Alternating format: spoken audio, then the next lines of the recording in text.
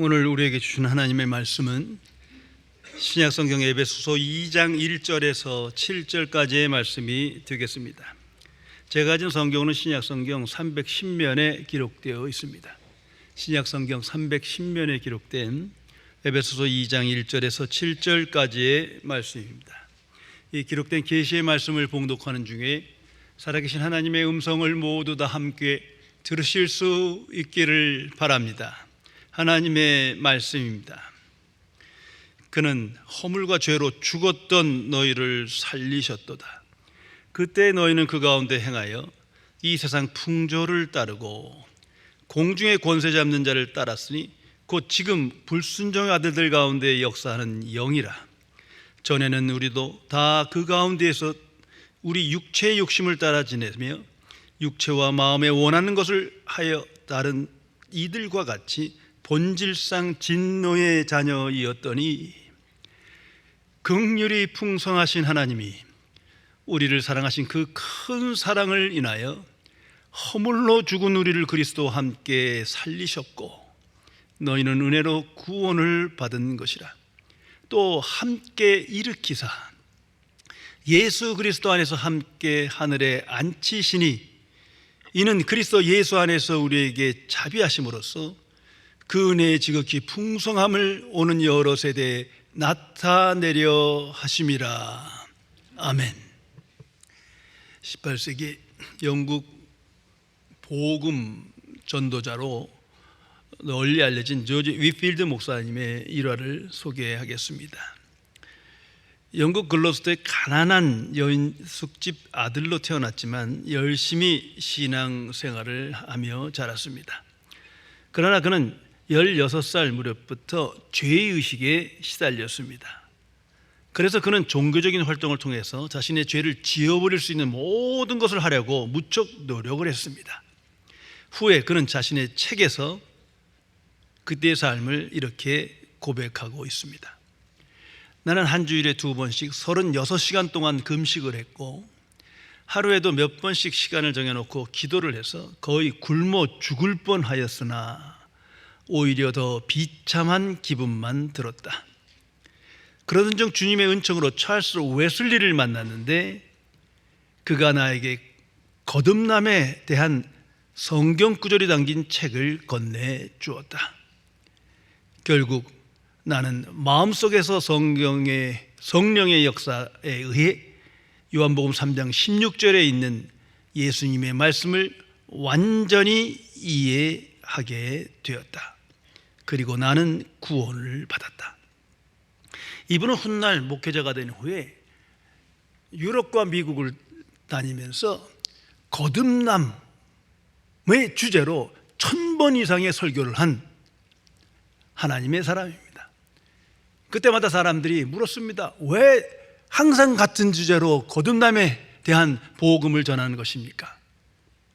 그는 항상 준비된 대답을 전했습니다. 당신이 거듭나야 하기 때문에. 거듭남의 역사 없이는 누구도 천국에 들어갈 수 없기 때문에, 그래서 당신이 거듭나야 하기 때문에 이 복음을 전한다고 말했다는 것입니다. 깊이 생각해 보시기 바랍니다. 하나님의 사람 잔 웨슬리의 신앙 고백입니다. 내가 회심을 하고 중생을 체험하기 전에도 나는 선교사였으며 예수 믿는 사람이었습니다. 나는 예수를 열심히 믿었고 온갖 교회 일에 몰두했습니다. 그러나 그 당시에는 아들의 믿음이 아니요 종의 믿음을 가졌었습니다. 종의 믿음은 억지로 하는 것입니다. 그러나 아들의 믿음은 은혜요 신령한 복입니다. 성도 여러분, 나는 거듭남의 역사를 진실로 믿고 확신하며 체험하며 증거하며 살아가십니까? 나는 정말 거듭난 하나님의 자녀입니까? 만일 거듭나지 못했다면 천국에 들어가지 못합니다. 아무리 많은 선행을 하고 예배를 드리고 찬양을 하고 봉사를 한들 천국에 들어가지 못합니다. 만일 거듭나지 못했다면 영생을 선물로 받을 수도 없고 성령을 받는 역사가 나타나지 않는다는 사실을 항상 기억해야 합니다. 이 거듭남, born again이라 합니다. 다시 태어났다는 거예요. 이것은 기독교 안에 가장 본질적인 사건이며 신비입니다. 왜냐하면 새로운 출생을 의미하기 때문이에요. 한번 생각해 보세요. 어떤 사람이 교회 다니고 예수 믿고 구원받아서 이전보다 더 좋은 나은 사람이 됐다, 좀 개선됐다, 더 도덕적인 사람이 되었고 더 많은 봉사를 하고 선교를 하고 이웃사랑을 한다, 지금 이런 얘기가 아니에요. 거듭남이라는 건 새로운 생명의 출생을 말하는 겁니다. 그 성경은 말합니다. 새로운 피조물이 되었다. 이 사실을 항상 기억해야 합니다. 그래서 거듭남을 중생이라고 표현합니다. 리제너레이션이에요. 새로운 출생, 새로운 출현이 나타나는 거예요. 새로운 발생이 시작된 겁니다. 우리 안에 영생이 주어진 거예요. 듣도 보지도 못한 하나님이 사시는 생명이 Eternal Life, 영생이 선물로 주어졌어요. 그 일이 발생한 거예요. 새로운 생명이 주어진 거예요. 무엇보다도 하나님의 자녀 안에, 내 안에 이런 일이 시작된 겁니다. 어떻게 무식한 상태에서 추상적으로 여기며 살아갈 수가 있겠습니까? 이 일은 이성적으로 판단될 수 있는 일이 아닙니다. 영적인 역사로 성령의 역사 속에 깨달아지고 체험되고 증거되는 그런 놀라운 신비의 역사입니다. 그리고 거듭난 자에게 성령께서 영적 분별력을 항상 주십니다. 성도 여러분, 그리스도의 몸인 교회는 이 놀라운 거듭남의 역사가 일어나는 곳입니다. 이것이 교회의 본질이며 모든 교회의 공통점입니다. 불신자들이 모여오는 것이 교회가 아니에요. 구도자들이 모여오는 것이 교회가 아니에요. 하나님께서 부르신 생명의 역사가 일어난 거듭난 하나님의 자녀들이 모여 예배하며 하나님의 행하신 일을 찬양하며 하나님의 복음의 역사를 찬송하는 것이 하나님의 교회인 것입니다. 이것을 항상 기억해야 합니다. 그러므로 역사 안에 있는 모든 하나님의 교회는 하나의 공통점이 있습니다. 하나의 본질이 있습니다. 그것이 바로 거듭남입니다. 또는 중생, 또는 부흥이라 말할 수 있는 겁니다. 성장과 확장이 아닙니다. 또는 선교, 구제, 전도, 교육, 친교, 그런 일이 일어나는 것이 아닙니다. 새 생명이 거듭남의 중생의 역사가 일어나는 것이 하나님의 교회입니다. 오늘 성경 본문은 그것을 강력하게 명백하게 계시해 주고 있습니다. 에베소 1장을 통해서 삼위일체 하나님의 존재와 역사가 나타나는 그곳으로 교회는 그리스도의 몸이다 선언합니다. 그리고 곧바로 오늘 본문의 말씀이 기록되어 우리에게 하나님의 뜻을 계시합니다. 그 핵심은 바로 5절의 말씀입니다. 허물로 죽은 우리를 그리스도와 함께 살리셨다. 죽은 우리를 살리셨다. 이런 곳이 교회인 거예요. 이것이 교회의 본질이에요. 죽은 자를 다시 살리는 곳, 새 생명을 주어 새로운 피조물이 되어지는 곳, 그것이 하나님의 교회입니다. 그래서 우리는 거듭남 또는 중생 또는 부흥이라고 말합니다. 이 놀라운 일이 선포되기 위하여 하나님께서 그리스도의 몸된 교회를 세우셨습니다. 이 놀라운 일이 발생하기 위하여 하나님께서 그리스도의 몸된 교회를 세우신 것입니다. 이것을 항상 기억해야 합니다.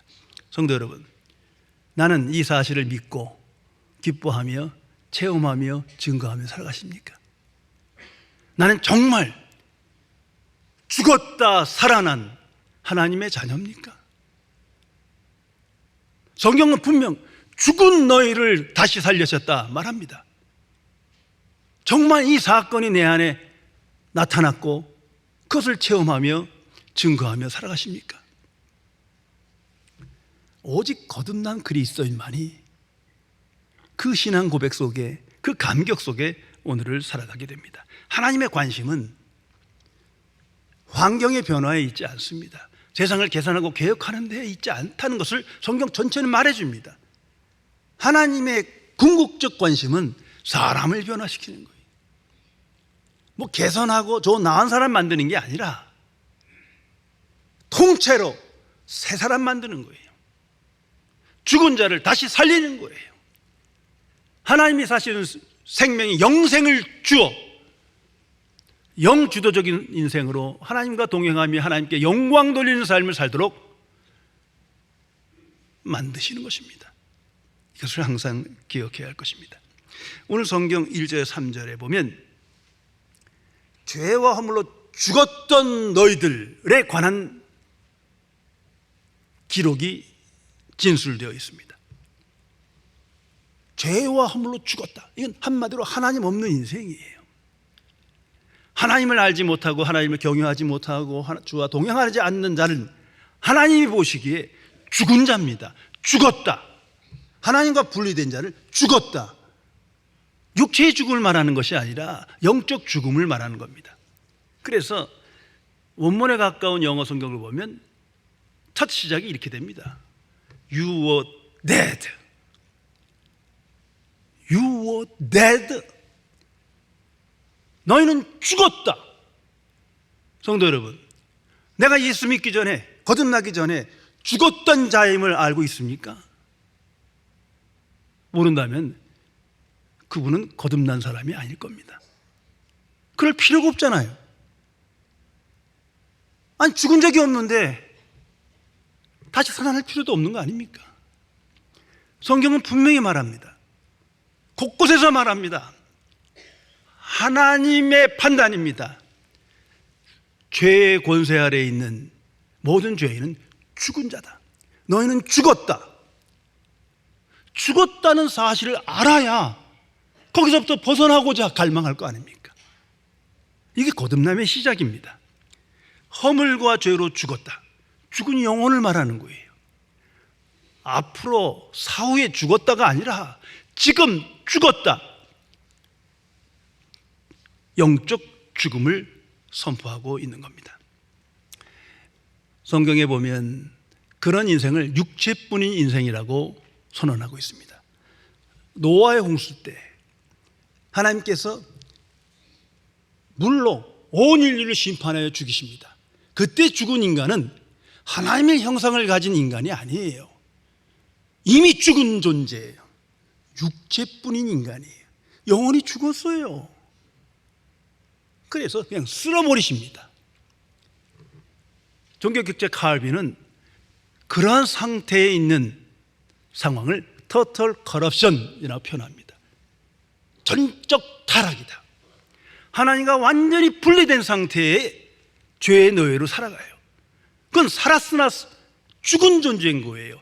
하나님께는 죽은 영혼인 겁니다.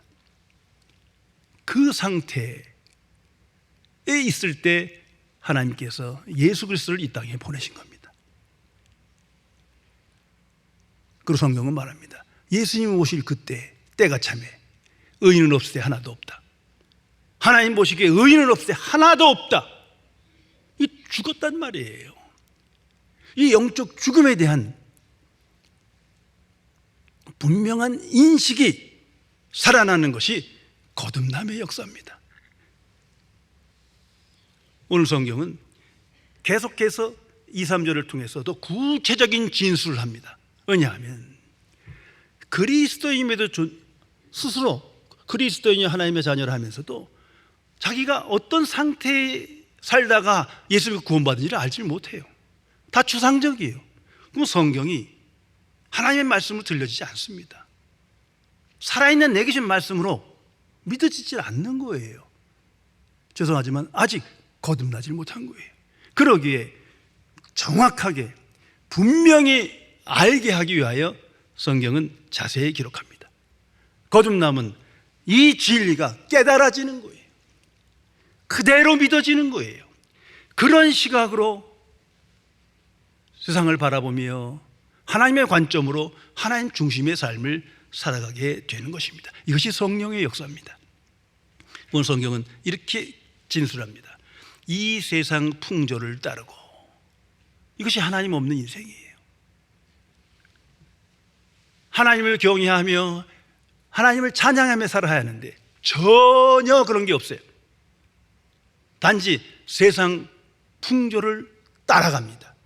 하나님 없는 세계관, 지식관, 인생관, 가치관에 매여서 끌려서 갑니다. 그리고 그 속에서 행복을 논하니 하나님 보시기에 이게 얼마나 한심합니까? 그러니까 성경은 이렇게 표현하지 않습니까? 바람에 나는 겨우와 같도다. 생명이 없어요. 세상에 휩쓸려 살아가는 허탄한 인생을 지적하고 있는 겁니다. 그래서 이 세상 풍기에 휩쓸려 가면 행복은 간단한 거예요. 먹고 마시고 놀고 입고 그거밖에 없어요. 그것만이 자랑이에요. 그래야 기쁜 거예요.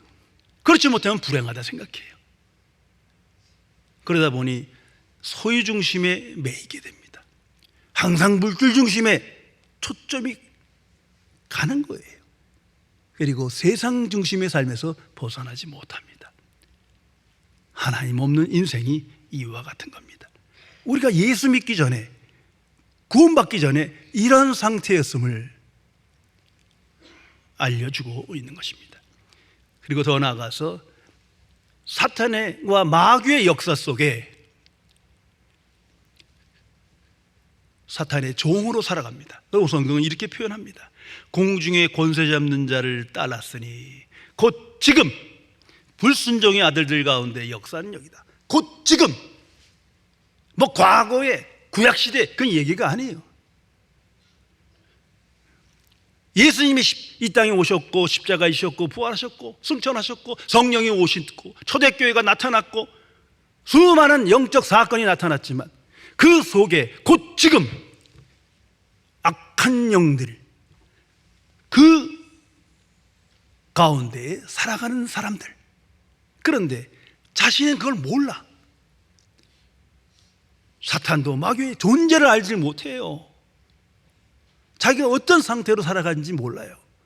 영적으로 무지무감각한, 그것이 이미 죽은 자의 인생입니다. 그리고 성경은 더 자세히 말합니다. 우리 육체의 욕심을 따라 지내며 영의 생각에 이끌려야 하는데 전혀 그런 게 나타나지 않아요. 육신의 생각에 매였어요. 한 번만 질문하면 먹고 마시고 노는 것뿐인데 거기에 끌려가는 거예요. 이기적인 탐심과 정욕에 매여서 죄의 종이 되었다는 것입니다. 그리고 더 구체적으로 표현합니다. 육체와 마음에 원하는 것을 하여, 뭐 마음은 원이라 돼 이런 거 없어요. 마음도 사탄의 지배를 받아서 원하는 자체가 틀려먹었어. 하나님께 영광, 오직 하나님께, 하나님의 이름을 거룩히 하고 아예 마음조차도 없어. 그냥 말뿐이요. 이미 사탄의 생각이 그 마음을 지배해서 지정의가 뒤틀어진 거예요. 그런 소욕을 따라 살아가는 상태를 의미합니다. 그래서 로마서 8장 7절에 말합니다. 육신의 생각은 하나님의 원수가 되었느니라. 항상 기억하세요. 우리가 뭐 육신의 생각으로 살아가는 게 어때 하지만 천만의 말씀, 하나님 보시기엔 이미 죽은 자예요. 하나님과 원수예요. 거듭난 자녀가 비로소 이 진리를 깨닫게 됩니다. 그리고 최종적 결론입니다. 본질상 진노의 자녀이었더니, 이것이 하나님 없는 인생이요, 우리가 구원받기 전에 우리의 모습이에요. 하나님의 진노의 대상이요. 그 끝은 멸망이요 심판입니다. 성도 여러분, 거듭남 이전과 이후가 얼마나 큰 변화가 있는지를 성경 말씀을 통해서, 하나님의 선을 통해서 분명히 깨닫고 인식하며 오늘을 살아가야 합니다. 이 일을 깨닫게 하기 위해서, 이 일을 알고 고백하게 하기 위해서, 이 일을 회개하기 위해서 하나님께서 그리스도의 몸된 교회를 세우신 겁니다. 이것을 항상 기억해야 할 것입니다. 그리고 그 진노의 자녀를 하나님께서 구원하시어 거듭남을 통하여 하나님의 자녀 되게 하십니다. 왜 하나님은 이렇게 하시는 겁니까? 그 이유가 인간에게 있지 않아요. 내가 부모 잘 만나서, 내가 선행을 해서, 내가 착해서 이런 거 아니잖아요. 성경은 한마디로 우리에게 기억하게 하십니다. 긍휼이 풍성하신 하나님, 그것만이 이유예요. 하나님께서 그렇게 하신 이유는 분명히 진노의 자녀, 심판의 대상이지만 그저 예수 그리스도를 보내시고 십자가에 죽게 하시고 부활 생명으로 우리에게 거듭나게 하시는 이 모든 하나님의 은혜, 하나님의 주권적 역사, 왜 하나님은 이렇게 행하시는 겁니까? 긍휼이 풍성하신 하나님. 그래서 오늘 4절에 이렇게 기록합니다. 긍휼이 풍성하신 하나님이 우리를 사랑하신 그 큰 사랑을 인하여. 이게 원래 원문에 가까운 영어 성경을 보면 더 극적이에요. 그 앞에 맛이 들어가요. 너희는 진노의 자녀였으나 그러나 긍휼이 풍성하신 하나님께서 그 크신 사랑으로 인하여 그 악한 상황에서, 멸망의 상태에서 벗어나게 하셨다. 이것을 우리는 은혜라고 합니다. 오직 은혜로 구원받은 것입니다. 그러면서 하나님의 구원의 역사, 특별히 거듭남의 비밀에 관하여 그 신비를 세 가지로 명료하게 우리에게 계시해 주고 있습니다. 첫째는 허물로 죽은 우리를 그리스도와 함께 살리셨고, 이 말씀입니다. 자, 여기서 그리스도와 함께 살리셨다는 건 사실은 그리스도의 부활을 말합니다. 예수님께서 십자가에 죽으셨으나 3일 만에 부활하셨습니다. 하나님께서 그리스도를 살리셨습니다. 자, 분명히 이것은 예수 그리스도의 객관적인 사건이에요. 역사적인 사건이에요. 다른 사람과, 특히 오늘 나와는 별개의 사건이에요. 그런데 이 속에 신비가 있는 거예요. 하나님께서 예수님을 부활시키셨는데, 그때 그 속에서, 그 사건 속에서 나 같은 진노의 자녀를 하나님의 경륜 속에서 예정하시사 다시 살려내셨다는 겁니다. 영생을 주셨다는 거예요. 얼마나 신비로운 말씀입니까? 그래서 거듭난 그리스도인의 정체의식은 여기 있는 거예요. 예수님이 십자가에 죽으셨다. 그런데 내가 함께 죽은 거예요. 내 죄를 위하여 그리스도께 죽으셨고 내가 십자가에 함께 죽은 거예요. 그리고 예수님께서 부활하심으로 내가 다시 살아난 거예요. 그 부활 사건 속에 하나님께서 영생을 내게 주신 거예요. 그 사건을 믿는 자에게, 그 사건을 믿도록 부르심을 받은 하나님의 자녀에게 영생을 선물로 주시어 살려내셨다. 이것이 거듭남의 비밀이요 복음의 역사입니다. 그래서 갈라디아서 2장 20절에 사도 바울은 고백합니다. 내가 그리스도와 함께 십자가에 못 박혔나니 그런즉 이제는 내가 사는 것이 아니요 오직 내 안에 그리스도께서 사시는 것이니라. 성도 여러분, 내 안에 이런 일이 일어났다는 거예요.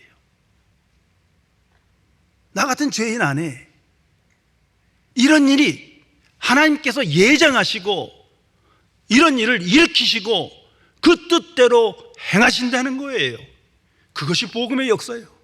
이 일을 알리기 위하여, 이런 일이 발생하게 하기 위하여, 이런 일을 고백하게 하기 위하여 그리스도의 몸된 교회를 하나님께서 세우신 겁니다. 그래서 번어게인이라고 그러는 거예요. 리제네레이션이라고 그러는 거예요. 새로운 발생이, 새로운 출생이 일어났다. 예수 그리스도 안에서 재창조되었음을 선언하는 겁니다. 이 일을 기뻐하고 찬양하고 아멘으로 화답하고 갈망하는 것이 하나님의 교회인 것입니다. 그리고 더 신비로운 말씀을 성경은 기록합니다. 또 함께 일으키사. 이 간단한 문장 같지만 원문에 가까이 보면 그 다음 문장과 사이에 엔드가 있어요. 멈춰져야 되는 거예요. 또한 시제가 한국 번역상 현재 같지만 과거형이에요. 일으키셨다 이렇게 됩니다. 얼마나 놀라운 말씀인지 모르겠습니다. 왜냐하면 중생의 역사를 시작했어요. 우리 영생을 주었어요. 그런데 내 스스로는 온전한 믿음의 사람으로 완성되지 못합니다. 그런데 그 일을 하나님께서 예수 그리스도 안에서 행하신다는 거예요. 온전한 믿음의 사람으로 일으키셨다. 앞으로 일으키실 거라는 게 아니에요. 하는 거 봐서 일으키신다는 게 아니고 이미 예수 그리스도의 부활의 사건과 함께 그렇게 정하셨고 그것이 하나님의 기쁘신 뜻이고 그렇게 행하셨다는 것입니다. 얼마나 감사합니까? 에베소서 1장 4절에 기록된 하나님의 말씀입니다. 하나님 앞에 그 앞에 거룩하고 흠이 없게 하시려고 우리를 예정했다 성경은 기록합니다. 어느 누가 자신의 의지와 결정과 선행으로 거룩하고 흠이 없는 사람이 될 수 있겠습니까? 불가능한 거예요.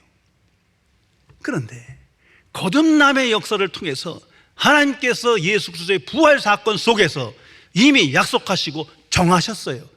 온전한 믿음의 사람으로 만드실 겁니다. 그래서 우리가 아멘 하는 거예요.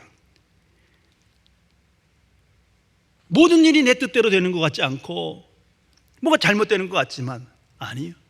하나님의 경륜 속에서 그 기쁘신 뜻을 이루시는 거예요. 온전한 믿음의 사람으로 변화시키기 위하여 있어야 될 것이 있는 것 뿐입니다.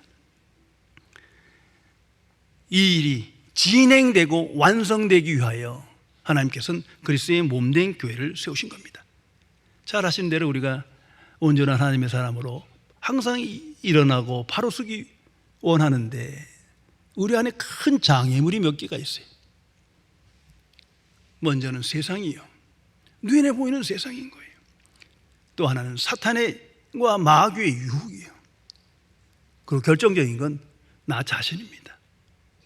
온전하지 못한 믿음, 불신앙, 옛사람의 본성, 세상 풍조에 휩쓸리는 그 나쁜 습관, 이걸 끊지 못하는 거예요. 거기서 벗어나야 온전한 믿음을 이루는데 누가 이 일을 행하실 것입니까? 감사한 것은 성령께서 그리스도 안에서 택한 자에게 이루신다는 겁니다. 그래서 우리가 구원의 보장성을 받고 확신하며 하나님을 찬양할 수 있는 것입니다. 그리고 세 번째, 더 놀라운 신비의 말씀이 기록됩니다. 그리스도 예수 안에서 함께 하늘에 앉히시니. 이것도 시제가 현재형 같지만 과거형이에요. 예수님의 승천, 이제 주께서 하나님 보좌 앞에 앉아 계십니다. 그런데 이미 택함 받은 거듭난 하나님의 자녀는 예수님의 승천과 함께 하나님의 보좌 앞에 앉혀 있다는 거예요. 구원의 완성이에요. 모든 하나님의 자녀에게 주는 위로요, 보증입니다. 얼마나 감사합니까?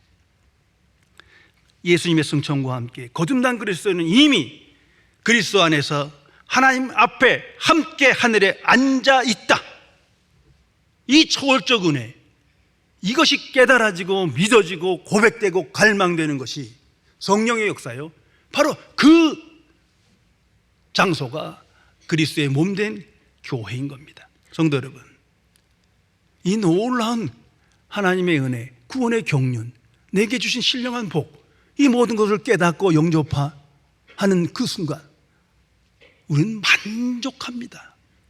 어떤 상황이든 참으로 만족하고 기뻐하고 감사하는 거예요. 모든 것이 하나님의 뜻대로, 약속대로 되어줌을 내가 믿기 때문입니다. 그리고 오늘 성경은 특별히 함께라는 말이 3번이나 반복적으로 강조되어 있습니다. 그리스도와 함께, 그리스도와 함께, 그리스도와 함께. 거듭남의 역사는 이 하나님의 놀라운 구원의 완전성, 그 영광은 오직 예수 그리스도 안에서 그리스도와 함께 이루어집니다. 그래서 거듭난 그리스도인은 항상 그리스도와 함께하고 그리스도를 본받으며 그리스도를 따르며 그리스도의 영광을 나타내는 삶을 기도하며 증거하며 오늘을 살아갑니다. 살아계신 그리스도께서 성령을 통하여 오늘도 역사하심을 믿기 때문에, 또한 살아계신 그리스도의 강권적 은혜의 역사가, 복음의 역사가 그리스도의 몸된 교회 안에서 나타나고 이루어져 감을 알기 때문에 찬송하고 기뻐하게 되는 것입니다. 하나님의 사람 잔 뉴턴의 신앙 고백입니다. 노예 상인에서 하나님의 놀라운 은혜로 구원받은 후 열심히 하나님의 일을 하고 하나님께 영광 돌리는 삶을 살아가지만 자기 자신을 볼 때마다 그는 이런 고백을 했다고 합니다. 너무나 큰 용서를 받았지만 나에게 사랑은 없다. 너무나 많은 자비를 얻었지만 나는 보답하지 않는다. 너무나 놀라운 특권을 얻었지만 안타깝게도 나는 나의 삶을 쫓아가지 못한다. 이 그리스도인의, 거듭난 그리스도인의 애통하는 마음입니다.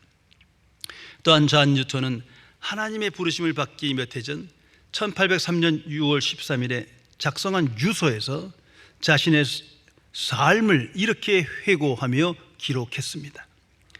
나는 나의 영혼을 자비로운 하나님과 구원자께 맡기는 바이다. 주께서는 내가 배반의 신성모독자요 무신론자일 때도 은혜를 베푸시고 날 지키시고 보호해 주셨으며, 내가 완악함과 사악함 때문에 아프리카 해안에 던져져 비참한 상황에 놓여 있을 때에도 나를 건져 주셨다. 또한 주님께서는 가장 무익한 종과 같은 내가 영광스러운 복음을 선포할 수 있도록 기꺼이 허락해 주셨다. 주께서는 나를 지키시어 불확실한 내 인생의 남은 부분도 인도해 주실 것이며, 그 후에도 나를 그분이 임재하시는 천국에 받아 주실 것이다. 이것이 거듭난 그리스도인의 신앙 고백입니다. 성도 여러분, 그리스도의 몸된 교회는 하나님께서 하나님의 기준으로 세우신 것임을 잊어서는 안 됩니다. 삼위일체 하나님의 임재와 역사와 능력과 말씀이 나타나는 곳이 하나님의 교회입니다. 그리고 그 속에선 생명의 역사가 일어납니다. 죽은 자가 살아나고 지옥 갈 자가 천국 가며 진노의 자녀가 하나님의 자녀가 되는 곳입니다. 거듭남의 역사, 부흥의 역사, 중생의 역사가 일어나는 곳이 하나님의 교회입니다. 모든 하나님의 자녀는 이 일에 부르심을 받은 하나님의 경륜 안에 있는 하나님의 자녀인 것입니다. 내 안에 일어나는 이 놀라운 거듭남의 신비, 그 복음의 역사를 체험하고 기뻐하고 갈망하며 증거하며 오로지 하나님께 영광 돌리는 승리의 삶을 살아가야 할 것입니다. 기도하시겠습니다. 거룩하신 사랑의 하나님 아버지,